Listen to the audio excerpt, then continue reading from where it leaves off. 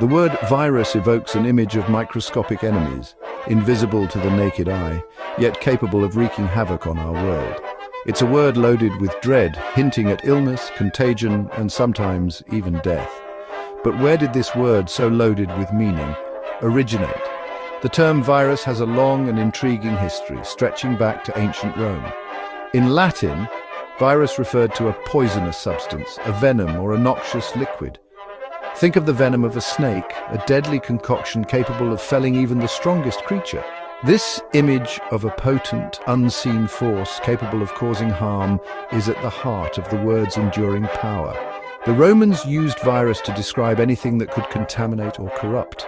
A poisoned well, for example, was considered a source of virus, as was a contagious disease. This broad definition, encompassing both physical toxins and unseen agents of disease, laid the groundwork for the word's future association with microscopic pathogens. It wasn't until centuries later, with the dawn of microbiology, that virus took on its modern meaning. But the word's ancient roots in poison and contamination continue to resonate, reminding us of the unseen threats that lurk in our world. For centuries, the causes of infectious diseases remained a mystery, shrouded in superstition and speculation. It wasn't until the late 19th century, with the development of powerful microscopes, that scientists began to glimpse the unseen world of microorganisms. This marked the birth of virology, the study of viruses. One of the pioneers of virology was a Dutch scientist named Martinus Beijerinck. In 1898, Beijerinck was studying a strange disease that was affecting tobacco plants, causing their leaves to develop a mottled appearance. He suspected that a microscopic agent was responsible, but unlike bacteria, this agent was too small to be seen under a microscope. Beijerinck conducted a series of experiments, passing the infectious agent through filters that were known to trap bacteria. To his surprise, the filtered liquid remained infectious, suggesting that the culprit was something far smaller and more elusive than bacteria. He called this mysterious agent a contagium vivum fluidum, a contagious living fluid, later shortened to virus. Beijerinck's discovery revolutionized our understanding of infectious diseases. It revealed the existence of a vast, unseen world of microscopic entities capable of causing disease in plants, animals, and humans. The word virus, with its connotations of poison and contamination, proved to be a fitting name for these newly discovered entities. The discovery of viruses opened up a Pandora's box of scientific inquiry. Scientists soon realized that viruses were not a single entity, but rather a vast and diverse group of microscopic agents, each with its unique characteristics and modes of action. Viruses are found everywhere, from the depths of the ocean to the air we breathe. They infect all forms of life, from bacteria to plants to animals and even other viruses. Some viruses are relatively harmless, causing mild symptoms or no disease at all. Others, however, can be deadly, causing epidemics and pandemics that shape the course of human history. The influenza virus, for example, has been responsible for numerous pandemics, including the devastating Spanish flu of 1918. The HIV virus, which causes AIDS, has claimed millions of lives worldwide. And more recently, the SARS-CoV-2 virus, responsible for the COVID-19 pandemic, has brought the world to a standstill, highlighting the ongoing threat that viruses pose to human health. Despite their microscopic size, viruses have had a profound impact on the evolution of life on Earth. They play a crucial role in regulating populations of organisms and driving genetic diversity. In fact, some scientists believe that viruses may have played a role in the origin of life itself. Viruses are often described as being on the borderline between living and non-living. They lack the cellular machinery that characterizes living organisms, such as the ability to reproduce on their own. Instead, viruses are essentially molecular parasites, relying on the cellular machinery of their hosts to replicate and spread. A virus is essentially a package of genetic material, either DNA or RNA, encased in a protein coat called a capsid. Some viruses also have an outer envelope derived from the membrane of their host cell. This simple structure belies the complex and elegant mechanisms that viruses employ to infect cells and replicate. The life cycle of a virus begins with attachment, where the virus binds to specific receptors on the surface of a host cell. This binding is highly specific, like a key fitting into a lock, and determines which cells a virus can infect. Once attached, the virus enters the cell either by fusing with the cell membrane or by being engulfed by the cell. Once inside the cell, the virus releases its genetic material, effectively hijacking the cell's machinery. The viral genes take control of the cell's ribosomes, the protein factories of the cell, and direct them to produce more viral proteins. The viral genome is also replicated, creating multiple copies of itself. These newly produced viral proteins and genomes then assemble into new viral particles, which are released from the infected cell to infect other cells. The infected cell, having served its purpose, is often destroyed in the process.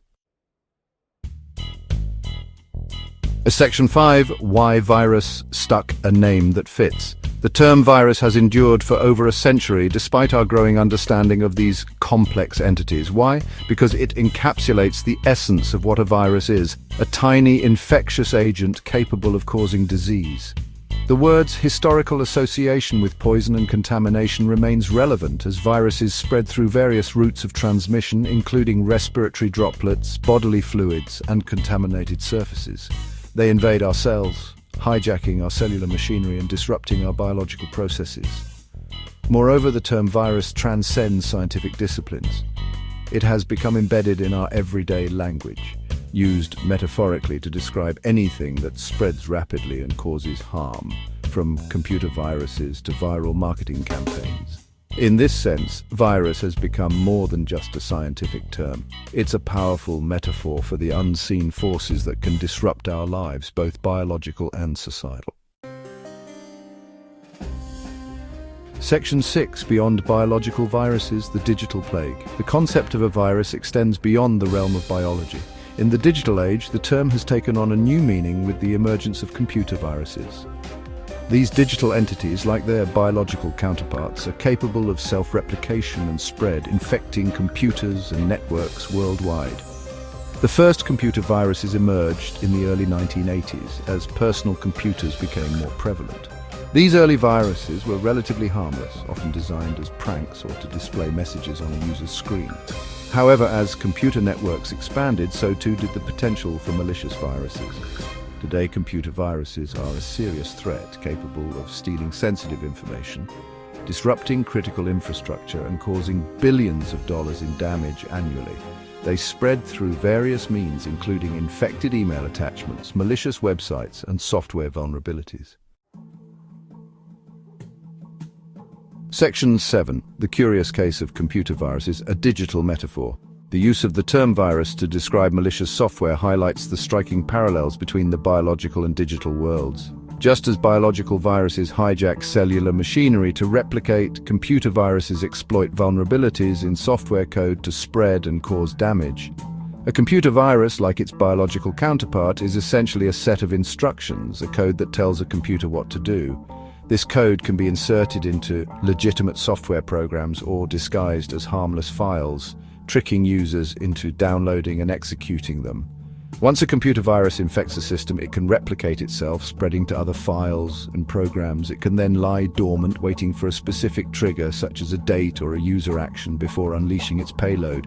This payload can range from annoying pop-up messages to the deletion of files, theft of passwords, or even the complete takeover of a computer system. The damage caused by a computer virus can be significant, both for individuals and organizations. Section 8. The legacy of virus, a term that evolves. The term virus has come a long way since its ancient Roman origins. From poisonous substances to microscopic pathogens to digital entities, the word has evolved alongside our understanding of the world around us. Despite its changing meaning, the core concept of a virus remains the same, an infectious agent capable of replication and spread, often causing harm in the process. This enduring relevance is a testament to the power of language to adapt to new discoveries and concepts. As we delve deeper into the microscopic world and the complexities of the digital age, the term virus is likely to continue evolving, reflecting our ever-expanding understanding of these fascinating and often formidable entities. Section 9. A final thought: viruses, nature's tiny architects. While viruses are often viewed through the lens of disease and disruption, it's important to remember that they are an integral part of the natural world. They play a crucial role in shaping ecosystems, driving evolution, and even influencing the air we breathe. Viruses are nature's tiny architects, constantly reshaping the genetic landscape and influencing the balance of life on Earth. Understanding these microscopic entities, their diversity, their mechanisms of action, and their impact on our world is essential for addressing the challenges they pose and harnessing their potential for good. And so, the next time you encounter the word virus, whether in the context of human health, computer security, or simply as a metaphor for something that spreads rapidly, take a moment to appreciate the long and intriguing history of this small but powerful word. It's a word that reflects our evolving understanding of the unseen forces that shape our world, from the tiniest microbe to the vast digital landscape.